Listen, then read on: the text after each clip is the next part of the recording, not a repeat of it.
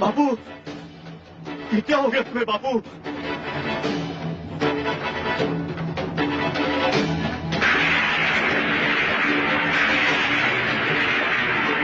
ये किसने किया? प्रभु, भोलेनाथ, ये क्या हो गया आपको? किसने आहत किया आपकी आंख को? किसने किया ये क्या हो गया आपको भोलेनाथ? ये किसने किया? अब मैं क्या करूं भोलेनाथ? अब मैं क्या करूं? हे भोलेनाथ, यदि आपकी आंख को कुछ हो गया तो भक्तगण आपकी कृपा दृष्टि से हीन हो जाएंगे। ये सारे जगत में अंधकार छा जाएगा, अंधकार छा जाएगा।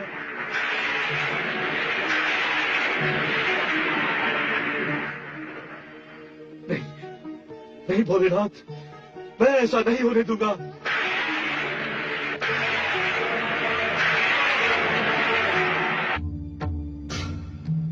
अचानक क्या हो गया भगवान? अघटित घटित हो गया है देवी। देवों के देव महादेव के लोचन से रक्तधारा बहने लगी है। ये शुभ संकेत नहीं है, अवश्य कुछ अशुभ घटित होगा। शुभ से अधिक सदा अशुभ ही होता रहता है। अब क्या होगा? देवी, ये कठोर परीक्षा का समय है। शिव भक्ति में समर्पित कोई परम भक्त इस संकट का अंत करेगा।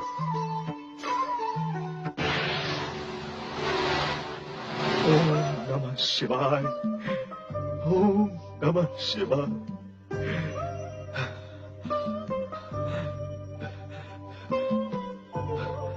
ओम नमः शिवाय, ओम नमः शिवाय, ओम नमः शिवाय, ओम नमः शिवाय, ओम नमः शिवाय, ओम नमः शिवाय, ओम नमः शिवाय, ओम नमः शिवाय, ओम नमः शिवाय, ओम नमः शिवाय, ओम नमः शिवाय, ओम नमः शिवाय, ओम नमः शिवाय, ओम नमः शिवाय, ओम नमः शिवाय, ओम नमः शिवाय, ओम नमः शिवाय, शिव जी की आंख से शिवाय, ओम नमः शिवाय, कनब, ये क्या किया तुमने? ओम ये क्या किया? ओम नमः शिवाय, ओम नमः शिवाय। अपने हाथों से ओम अपनी आंख फोड़ डाली। ये क्या किया तुमने कनब? कौन? वेणु, तुम यहाँ? चलो, कोई तो मेरे दुख में मेरे साथ है। मेरा दुख कब हुआ?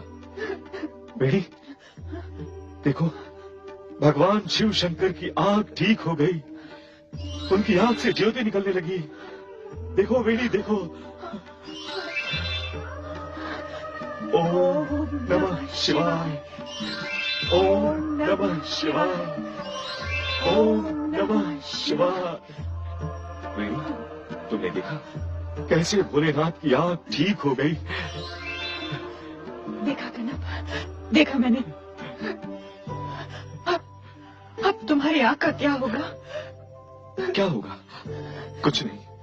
अरे एक आंख इस जगत को देखने के लिए क्या कम है? मेरी एक आंख होने का मुझे कोई दुख नहीं है। भगवान को मुझे एक आंख देने का जो सुख मिला है वो बड़ा है, बहुत बड़ा।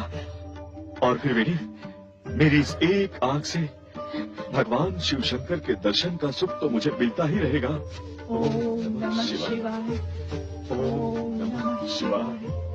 ओम नमः शिवाय। ओम। अरे कन्नप्पा, कैसे हुआ ये सब?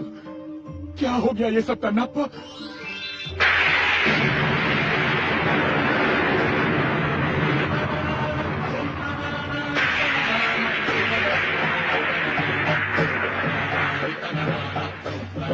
ये क्या हो रहा है भोलेनाथ?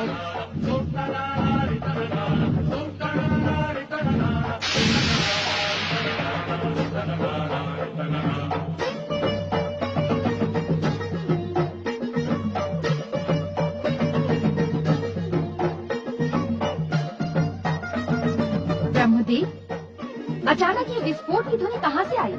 ये चिंगारियाँ कैसी हैं? ये सब शिव की लीला है देवी। ये किसी परम और महान भक्त की परीक्षा का काल एवं संकेत है।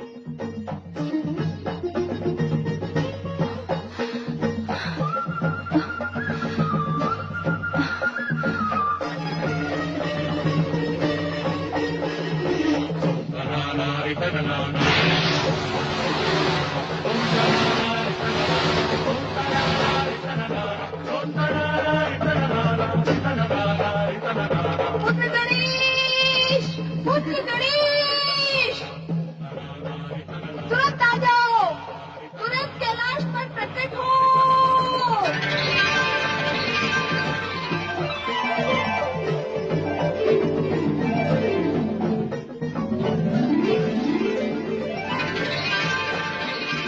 प्रणाम माता। पुत्र गणेश, तुम्हारे पिता संकट में हैं। माता, ये तो केवल शिव लीलाएं हैं। आओ चलो देखते हैं।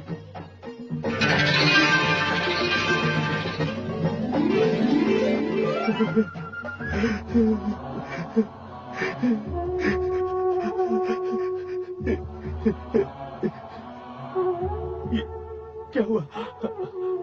ये क्या हो गया भोलेनाथ? ये क्या अनर्थ हो गया? आंख भाई, आंख भी आंख हो गई। मैं भागा, आपको दृष्टिहीन कैसे देख सकता हूँ? हे नाथ, ये सब देखने के लिए मैं दृष्टिवान कैसे बना रह सकता हूँ? नहीं, ये नहीं हो सकता। ये नहीं हो सकता कि एक भक्त देखे और भगवान दृष्टिहीन हो जाए।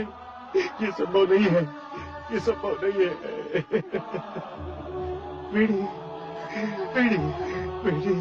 मेरी सहायता करो।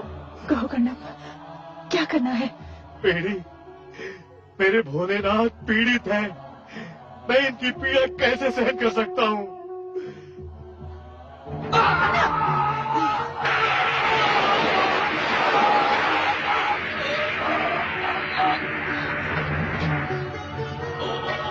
नमः शिवाय। ओम नमः शिवाय। ओम नमः शिवाय। बेड़ी, मुझे नेत्रहीन की सहायता करो बेड़ी। कन्नप, ये तुमने क्या किया कन्नप? क्या किया? कन्नप अपने भोलेनाथ के लिए कुछ भी कर सकता है और बेड़ी कन्नप के लिए सब कुछ कर सकती है। बेड़ी, ये मेरी बाई आंख को भोलेनाथ को समर्पित करके उन्हें फिर से दृष्टिवान बना दो, बना दो। शीघ्र करो बेड़ी, शीघ्र करो। भोलेनाथ की वेदना का ये मूल कारण मैं हूँ, मैं पापी हूँ। शीघ्र करो। पार्वती परमेश्वराय नमो नमः। ओम नमः शिवाय। ओम नमः शिवाय।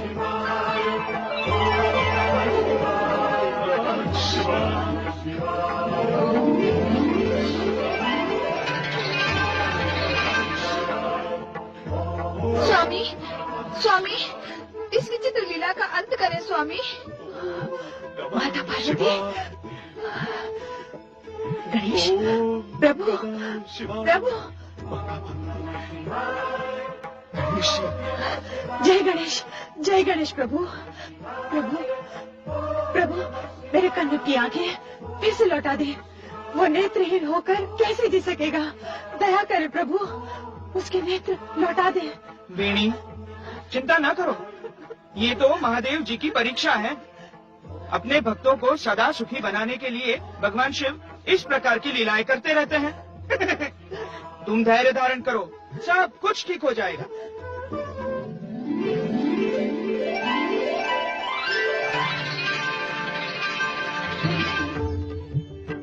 भोलेनाथ, कहाँ है? कहाँ है? जय हो भोलेनाथ। भोलेनाथ, मैं अभागा कैसे भोलेनाथ के दर्शन करूंगा? मैं अभागा कैसे भोलेनाथ के दर्शन करूंगा? तुम धन्य हो कन्नप, तुम्हारी भक्ति महान है।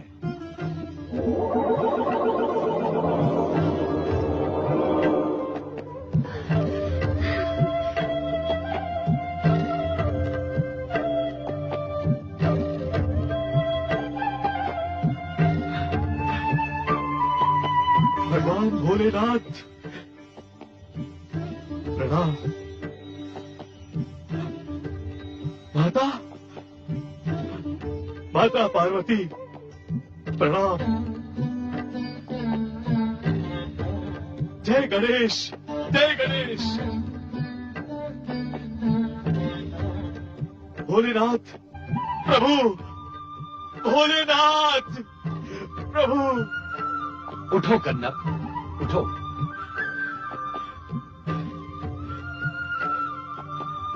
तुम तो भक्तों में श्रेष्ठ हो। जो भक्त अपने आराध्य के कष्ट को अपना कष्ट मानकर उसके निराकरण के लिए प्राण प्रण से जुट जाए, तो वो भक्त सदा सदा के लिए भक्त श्रेष्ठ के रूप में प्रतिष्ठित होता है। तुम दोनों ने जन्म जन्मांतर से हमारी आराधना की है। अब तुम दोनों शिवलोक के अधिकारी हो गए हो। तुम हमारे अनन्य भक्त हो। आज से तुम शिवगणों में स्थान प्राप्त करोगे।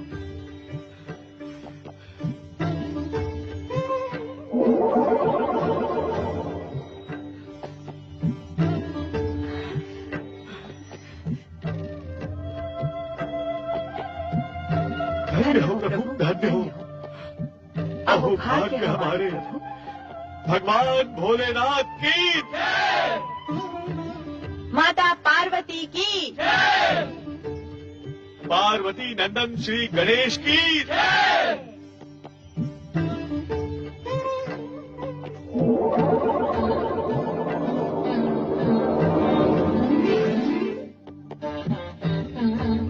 अब चलो कैलाश।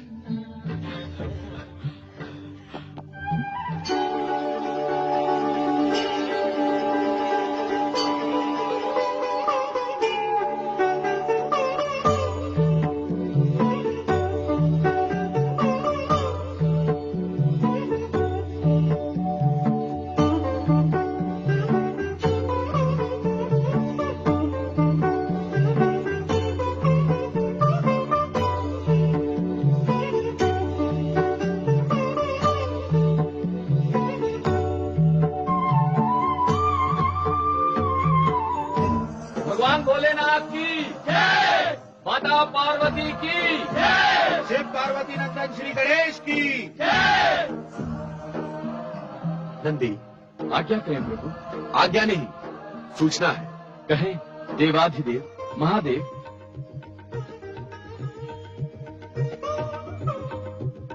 ये जिन्हें तुम चकित होकर देख रहे हो तुम्हारे ही साथी हैं। इससे पहले तो हमने कभी नहीं देखा इनको प्रभु।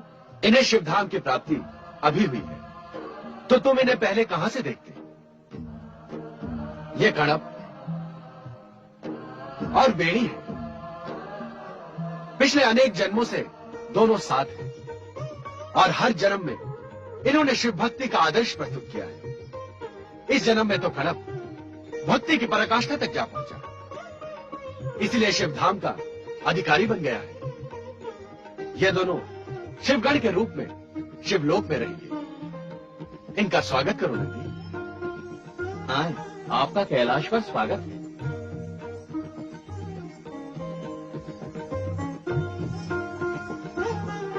शिव गण भक्तों, ये गणप और वेणी है, हम लोगों के साथी हैं। आपने अपनी असीम शिव भक्ति से शिवधाम की प्राप्ति की है। कैलाश पर गणप और वेणी का स्वागत है। ये सब तो केवल शिव जी की कृपा है। बोलो भगवान शिव शंकर की जय, भगवान भोलेनाथ की जय, माता पार्वती की जय, गणाधिपति श्री गणेश की जय। शिव भक्त की कल्याणकारी कथा सुनकर हम धन्य हो गए प्रभु। शिव भक्त कणप, आपने अपना नाम महान शिव भक्तों में अमर कर दिया।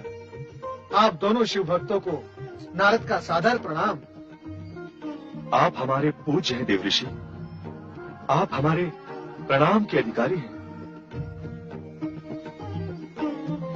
नारद, इन शिव भक्तों की कथा तुमने सुनी और ये भी जाना कि भक्ति के कारण भक्त कहां तक पहुंच सकता है।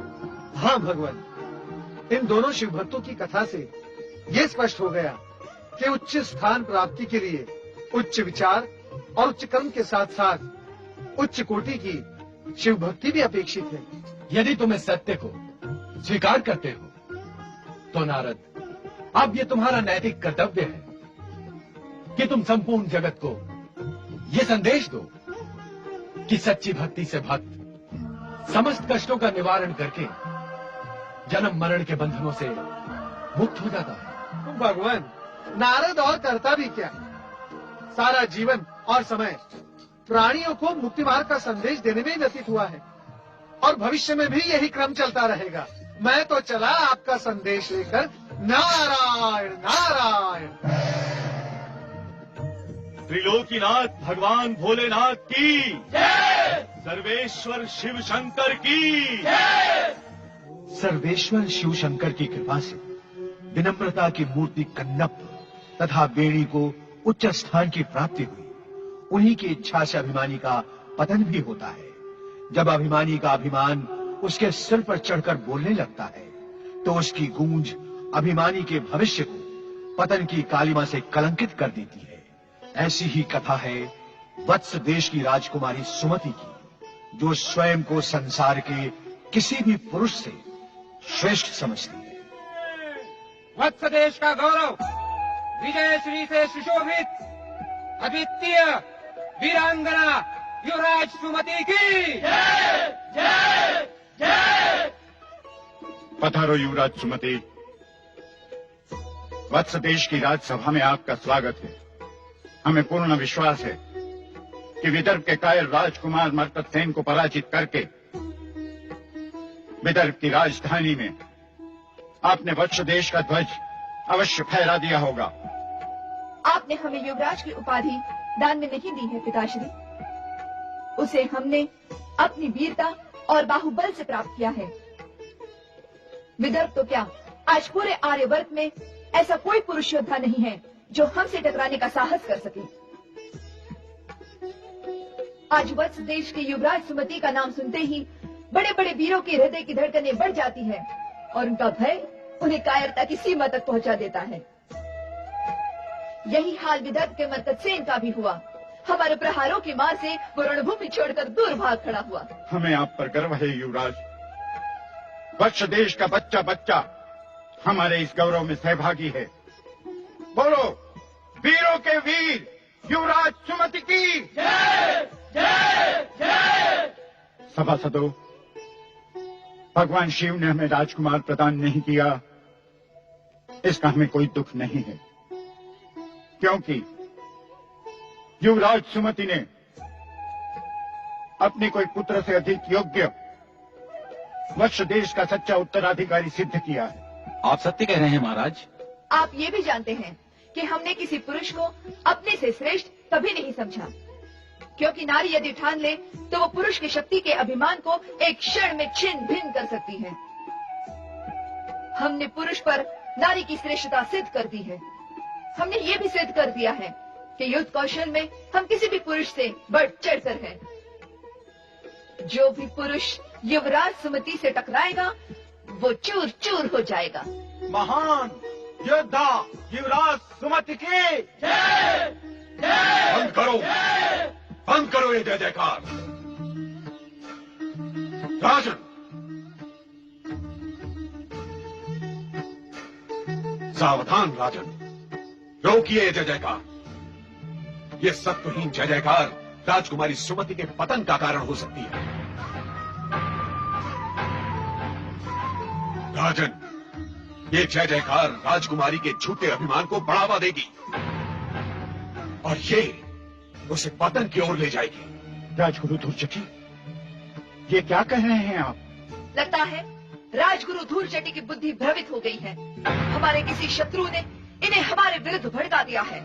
छोटे मुंह बड़ी बात न कर वाचाल राजकुमारी। शिव भक्त धूर्जटी की बुद्धि का लोहा सारा देश मांगता है। अरे हमने ही तुझे कूटनीति और राजनीति के पाठ पढ़ाए हैं और तू ही हमारे अपमान पर उतर आई है। हमारी श्रेष्ठ बुद्धि को भ्रमित कहती है तू। हाँ हाँ राजगुरु धूर्जटी, आपकी बुद्धि भ्रमित ही नहीं पतित भी हो चुकी है। जो राजगुरु अपने ही राज्य के युवराज से ईर्ष्या करने लगे, उसी की राज्यसभा में उसको अपमानित करने लगे, तो समझ लेना चाहिए कि उसकी बुद्धि उसका साथ छोड़ चुकी है। अब आपकी बुद्धि ही नहीं, आपकी निष्ठा भी विश्वास के योग्य नहीं रही। आप जिसका नमक खा रहे हैं उसी के विरुद्ध विश्वमत कर रहे हैं। सुमति, अपनी जिह्वा को वश में रख, अन्यथा परिणाम बहुत बुरा होगा। शांत हो जाइए राजगुरु, शांत हो जाइए। पुत्री, तुम संयम से काम लो। राजगुरु के विरुद्ध कुछ बोलना ठीक नहीं है। संयम तो इन्होंने तोड़ा है पिताश्री। आश्चर्य है, आप अपने युवराज का यह घोर अपमान सहन कैसे कर रहे हैं? मैं आपके स्थान पर होती तो अब तक धूर्जटी या तो बंदी बना दिए गए होते या फिर इनका शीश धड़ से अलग होकर राज्यसभा में लुढ़कता दिखाई देता। तेरे खड़क से भयभीत होने वाले हम नहीं है सुमति। हमें अपने प्राणों से अधिक नीति, न्याय और सम्मान प्रिय है। तुझे अपनी झूठी वीरता को कलंकित करने की इतनी ही इच्छा है तो उठा अपना खड़क और कर दे हमारा शीश धड़ से अलग। हम भी तेरे पतन की पराकाष्ठा देखना चाहते हैं। मेरे क्रोध को और ना भड़काओ धूर्जटी, इसी समय निकल जाओ यहाँ से। तूने अपने राजगुरु का अपमान करके हमें वत्स देश के राजगुरु पद को त्यागने पर विमर्श किया है सुमति।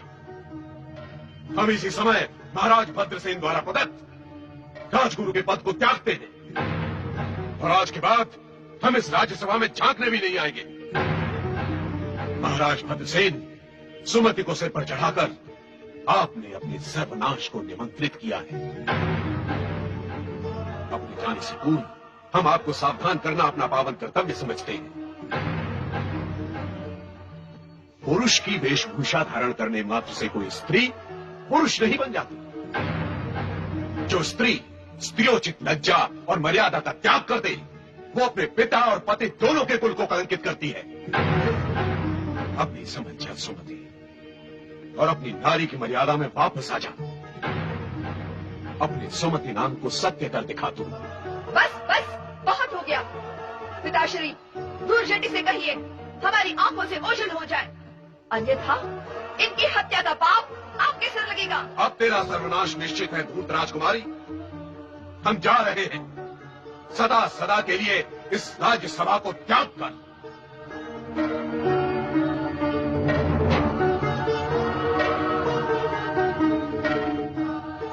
सुमति, जो कुछ हुआ अच्छा नहीं हुआ। जो कुछ हुआ अच्छा ही हुआ महाराज। एक क्रोधी अभिमानी राजगुरु से आपकी राज्यसभा को मुक्ति मिली है। ये तो धूर्जटी का सौभाग्य है कि वो यहाँ से जीवित लौट गया।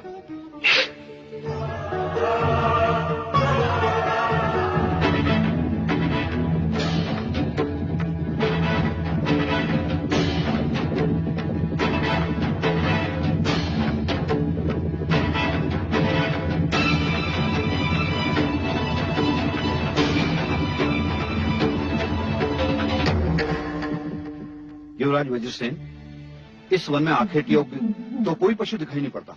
हम भी यही सोच रहे हैं वरुण। आज एक भी आखेट हाथ नहीं आया। हमारा कितना समय वन में भटकने में ही नष्ट हो गया। सुना है इस वन में बारहसिंगा में अधिकतम दिखाई देते हैं। हमारी इच्छा थी कि आज किसी भयानक पशु से मुठभेड़ हो। बेचारे मृगों को मारना कोई वीरता की बात नहीं है। सत्य है युवराज, परंतु हमें कुछ देर विश्राम करना आवश्यक है, क्योंकि हमारे साथी भी जल के लिए व्याकुल हो रहे हैं।